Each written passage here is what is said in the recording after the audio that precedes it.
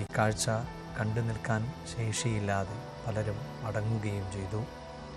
അങ്ങനെ എല്ലാവരോടും യാത്ര പറഞ്ഞ് മിഥുൻ പോകുമ്പോൾ ഇനി ആ കളിചിരികൾ വീട്ടുമുറ്റത്തിൽ ഇല്ല എന്ന് ആ കുടുംബത്തിന് ഉൾക്കൊള്ളാൻ ഏറെ പ്രയാസമുണ്ടാകും. സുഹൃത്തുക്കൾക്ക്, കൂട്ടുകാർക്ക് ഒരുപക്ഷെ ഈ ശനിയാഴ്ച, ഈ അവധി ദിവസം അവർ പലതും ആസൂത്രണം ചെയ്തിട്ടുണ്ടാകാം. എല്ലാ ആഴ്ചയിലും അവധി ദിവസങ്ങളിൽ കൂട്ടുകാർ ഒരുമിച്ച് കൂടുകയും ഫുട്ബോൾ കളിക്കുകയും ഒക്കെ ചെയ്തിരുന്നു എന്ന് അവർ തന്നെ പറയുന്നു. മിഥുൻ്റെ വീടിനോട് തൊട്ടു ചേർന്നായിരുന്നു ആ കളിക്കളം എന്ന് പറയുന്നു. ഈ ശനിയാഴ്ചയും അവർ അങ്ങനെ ഒത്തുകൂടാൻ ആഗ്രഹിച്ചിരുന്നിട്ടുണ്ടാകാം.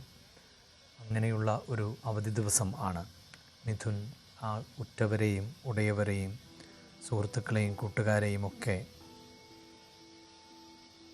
ഏറെ വിഷമത്തിലാഴ്ത്തി യാത്ര പറയുന്നത്.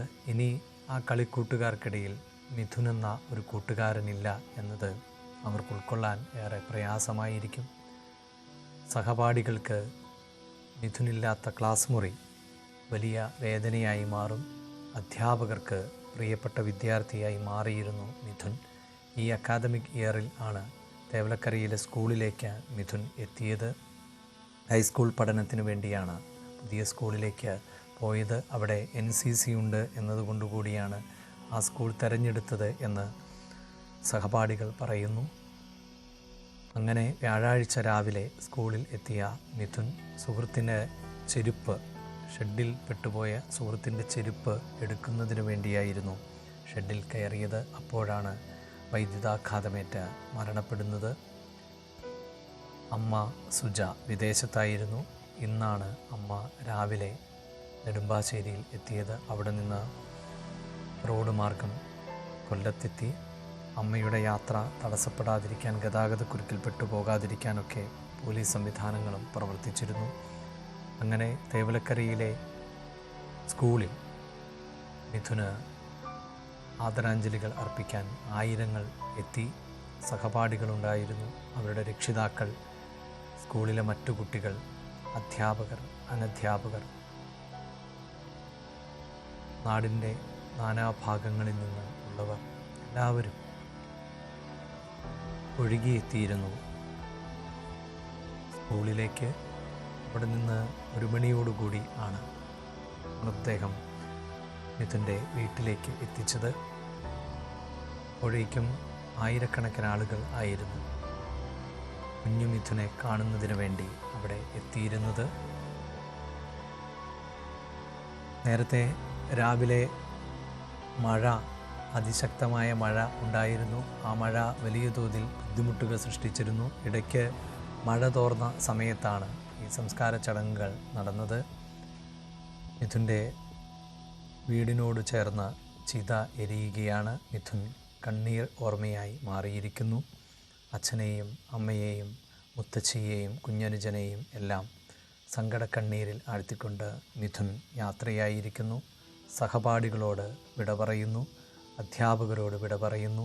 ഒരു നാടിൻ്റെ ഒന്നാകെ നൊമ്പരം ആയി മിഥുൻ ചിതയിലിപ്പോൾ എരിഞ്ഞടങ്ങുന്നു. ഈ കാഴ്ച ഓരോ മലയാളിക്കും ഏറെ സങ്കടപ്പെടുത്തുന്ന ഒന്നായി മാറുന്നു.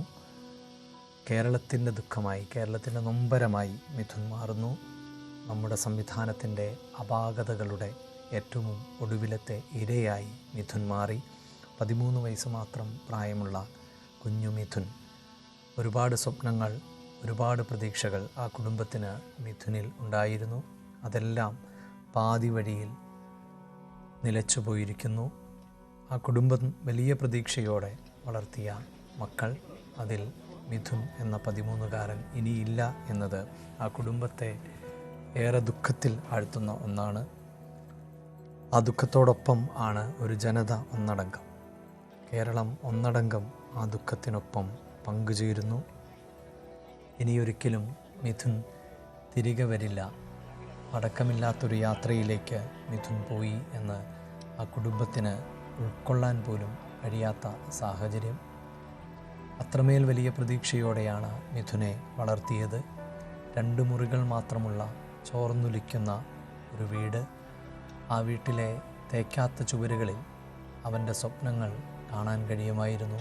ആ അവൻ വരച്ചിട്ട ചിത്രങ്ങൾ അതിപ്പോഴുമുണ്ട്. അച്ഛൻ്റെയും അമ്മയുടെയും കുഞ്ഞനുജൻ്റെയും പേര് ആ ഭിത്തിയിൽ എഴുതി വച്ചിട്ടുണ്ട്. അവൻ്റെ കൂട്ടുകാരുടെ ചിത്രങ്ങൾ, അവൻ്റെ കളിസ്ഥലങ്ങൾ, അവൻ അടക്കം സ്വപ്നം കണ്ടൊരു വീട്, അതെല്ലാം ആ ചിത്രത്തിൽ ഉണ്ടായിരുന്നു.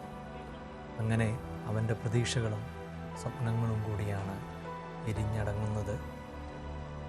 അനിയൻ, അനുജൻ ഇപ്പോൾ കർമ്മങ്ങൾ, അതിൻ്റെ അന്ത്യകർമ്മങ്ങൾ നിർവഹിക്കുന്നു. ഈ ചെറുപ്രായത്തിൽ ജ്യേഷ്ഠൻ്റെ ചടങ്ങുകൾക്ക് ഭാഗമാകേണ്ടി വരുന്നു. ദുഃഖകരമാകുന്ന നിമിഷം. ഒരു നാടിൻ്റെ നൊമ്പരക്കാഴ്ചയായി മിഥുൻ മാറുന്നു. ആ കുടുംബത്തിൻ്റെ കണ്ണീർ മാറുന്നു. കേരളം ഒന്നടങ്കം ആ കണ്ണീരിനൊപ്പം ചേരുന്നു.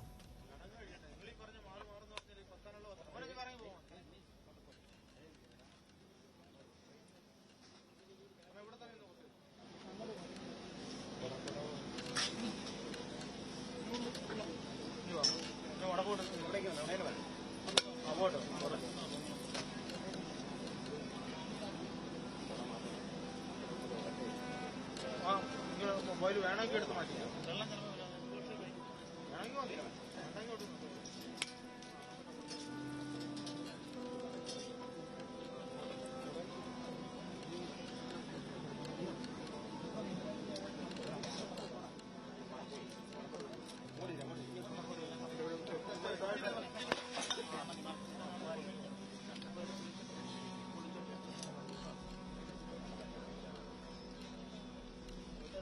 ആകുന്നുണ്ട്.